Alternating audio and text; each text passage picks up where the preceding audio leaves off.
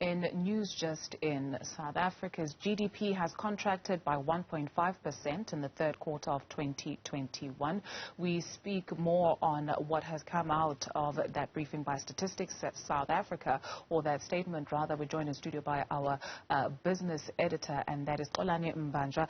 So much of a surprise to you, or not really, Xolani?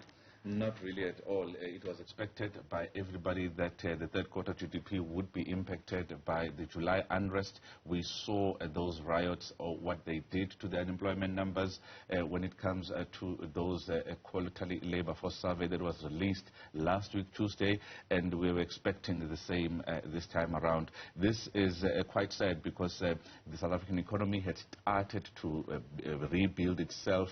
Activity had started to come back, but to make matters worse, we had load shedding in July, because we're talking about the third quarter, which covers July, August and September. We also saw harder lockdowns level. I think it was alert level 4 lockdowns that had happened in that month. So it's a couple of things. Add to that stage 2 load shedding that happened during that time.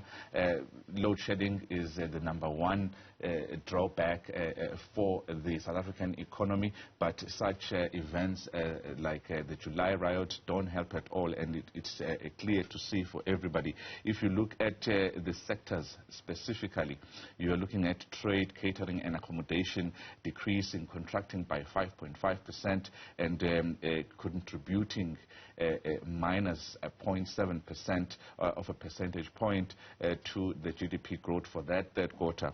If you look at manufacturing industry, that contracted by 4.2% in the third quarter as well. Agriculture, which is usually the only sector that actually contributes positively to economic growth, that has done terribly well. It has contracted by 13.6%. Finance sector went up by 1.2%. This is no surprise, because the finance sector also in the unemployment numbers employed more people, as we saw last week in that very same quarter.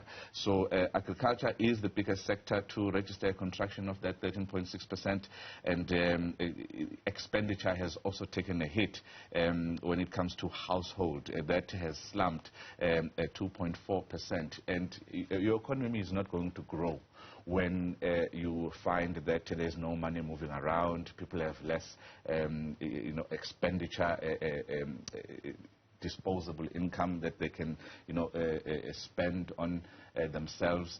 So it's really something that is not good at all, with looking at exports and imports registering a slump as well of 5.9% contraction and 2.8% contraction respectively. All around, not a good picture.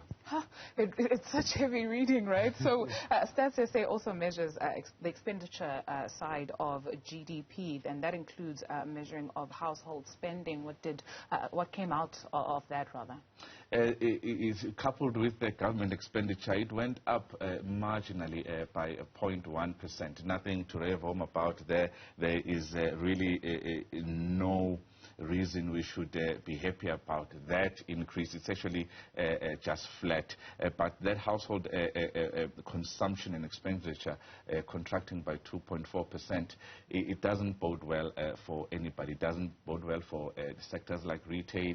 It doesn't bode well also for many other sectors, transport, electricity as well. So that has not done well as well, and I haven't seen the statistics on investments. Investments play a huge part in terms of economic growth, and when you look at investments, they usually call it gross fixed capital formation, a fancy word for investments, and this has gone down terribly since 2019. It was standing at above a percentage of 20% of GDP in 2019. It went below that 20% for the first time in a long time, and you see this when it comes to the COVID-19 pandemic, that it has impacted, because we are managing this pandemic through lockdowns, not through vaccinations.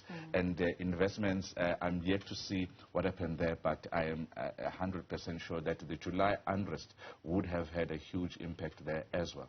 So it would appear from the picture that you have just painted that it's going to take us quite some time to go back to pre-COVID-19 levels. However, when we look at, the outlook or take a look forward, how do we stimulate the economy?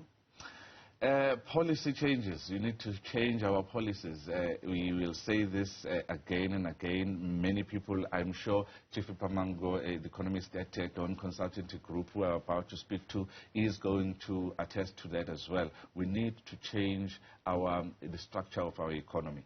And those structural reforms that we have been talking about ad nauseum, that are there, that we know about. We know what to do when it comes to health. We know what to do when it comes to the energy supply in the country. We know exactly what to do when it comes to infrastructure such as roads. We have a plan there. No money has come in yet, although our target is a trillion rand. But those structural reforms, as long as we continue to dither on easy things, on low-hanging fruit like spectrum auction, we are still going to see these high unemployment numbers and this stagnant economic growth that we are experiencing as a country. And it's something that is a huge concern because administrations have changed, policies have changed.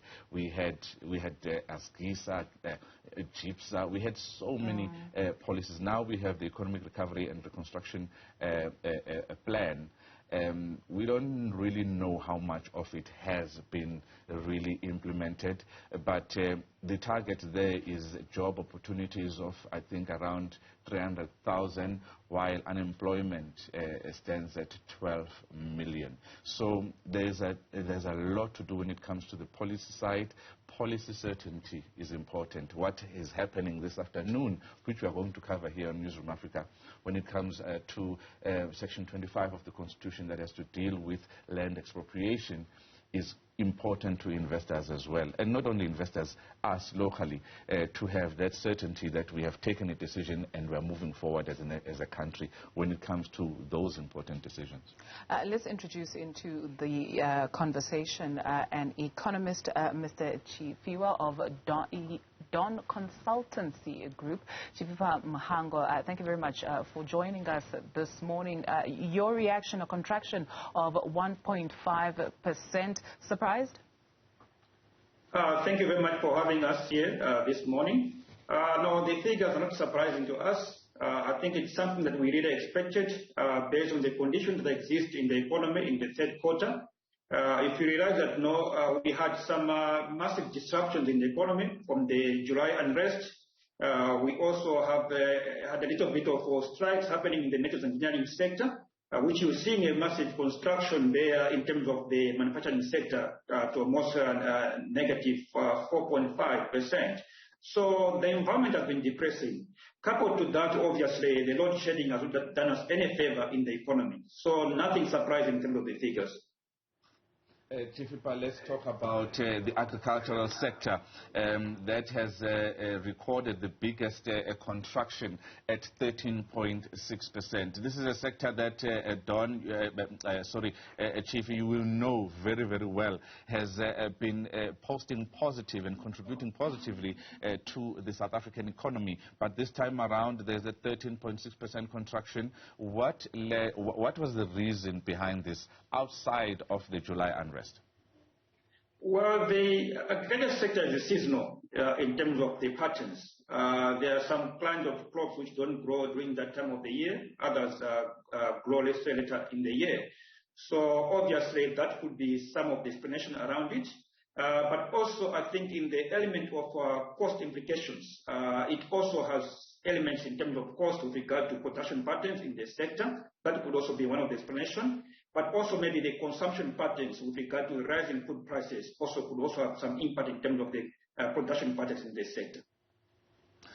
Chifipa, without economic growth, we are not going to see any dent being made on our unemployment numbers. Looking at the entire picture, as well as exports and imports registering contractions, what exactly does the country need to do? Because we just spoke about policy direction and policy certainty, but it's not the only thing when you have COVID-19, lockdowns, and also load shedding in the mix.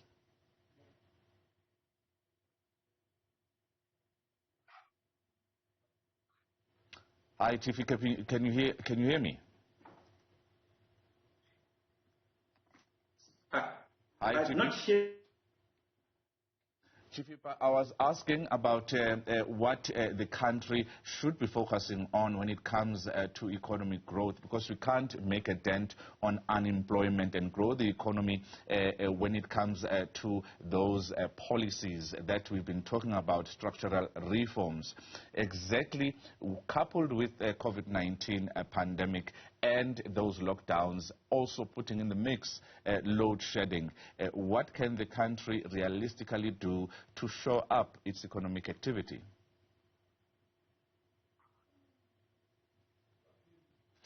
I think we have a connection problem there that we have to re-establish when it comes to...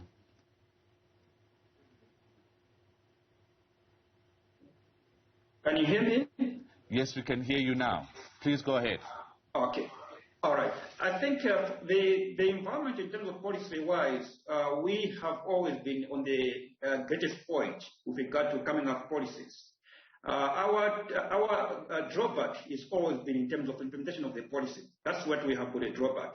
But also, sometimes you find that when you're actually trying to draft policy, it takes long to actually now finalize the policy. I mean, I was hearing earlier on, you mentioned about the land issue. It has always been a policy, but it still has to be implemented. So that creates an element of uncertainty in the environment. So policy, much as we have, I think implementation should be the key driver in terms of driving growth in the economy. Because you cannot have a situation where there's lack of investment in each and every sector of the economy. So the driving factors, for example, for investment in the manufacturing sector has always been the environment with regard to energy cost, logistical cost, and so forth. So those elements need to be addressed. If we really have to revive growth patterns in the economy, one, consumption of locally manufactured goods has to be our priority. Brand South Africa, I think, can play a role in that. From the construction of government key projects, the government can also intervene in making sure there is prioritization of locally produced goods in that environment. Another area is to look at how do we attract investment in the economy. If we look at most of our key sectors, I was having a chat with some people in the clothing and textile industry, for instance. It's one of the sectors which is actually staggering. Why? Because there's a heavy preference towards imports than the locally produced goods. That kind of phenomenon has to change. Our flows in the shops, for instance, in terms of clothing and textile, we have to increase our presence for locally produced goods to almost close to 65% on the floor. That is something that will help us in terms of bringing growth in the economy. The other element we'll have to look at is to minimize our expenditure from the government point of view. In other words, prioritize productive expenditure. And when I talk about productive expenditure, I mean expenditure that can revive growth in terms of infrastructure investment and so forth. Currently, we're still spending a big chunk of our government expenditure towards paying off salaries or administrative costs. That's something I think needs to be restructured as well. The other area we also have to look at is in terms of export drive. Africa as a continent provides an opportunity to launch our drive towards exports of manufactured goods from the South African point of view. I think that's something we have to take advantage of, because if you look at our trade position, it remains quite weak, especially with other regions on the global picture. But then mostly we have a positive element with regard to the net trade on the African continent. So if we can diversify our export basket in terms of moving towards value added on the African continent, that also can help us. That is the best way in terms of positioning our country going forward. With that said, right, with everything that you have outlined, especially when we compare apples with apples, how long can South Africa hold on to that tagline of being the most advanced economy on the continent? You look at economic growth in countries like Nigeria and Morocco, for instance. We are actually lagging behind, in part, the composition of what we had as the dominant country in terms of growth on the continent. We're actually now number 3. If you look at the latest numbers, Egypt is moving ahead of us because they have moved ahead in terms of implementation of infrastructure investment in that country. Nigeria is also taking the same position. And what they have also done is to minimize the rate at which energy costs are actually rising. So there's a lot of intervention from that space as well. I think from our side, there has to be more intervention on the government side in terms of regulating our energy cost. Because when we try to market South Africa in terms of the impact on the industrial level point of view, our cost base is quite high compared to other countries. So that is actually hitting us in terms of the industrial capacity for South Africa to actually compete on the global market. If you look at the BRICS countries, let's say they look at the numbers on its own, the GDP number of the third quarter, comparing what's happening in South Africa. South Africa is the only country which has actually declined in terms of the GDP numbers.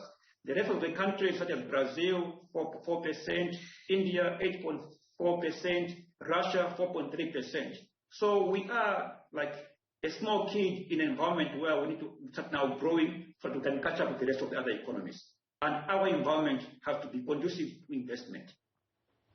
Chifipa, let's talk about the tertiary sector now. We see that the primary sector declined 5.6%, and that's made up of agriculture and mining, which was down 0.9%. The secondary sector down 3%, and it's made up of manufacturing, electricity, and construction. And in the secondary sector, we see that electricity is the only one that went up 0.4%. But the tertiary sector is down 0.6%, and we are seeing that trade, transport, finance, personal services, and government makes up that particular sector. If you look at that particular sector, finance, personal services, and government actually went up. What does it say about the different sectors in our economy, particularly the tertiary sector? Was this expected?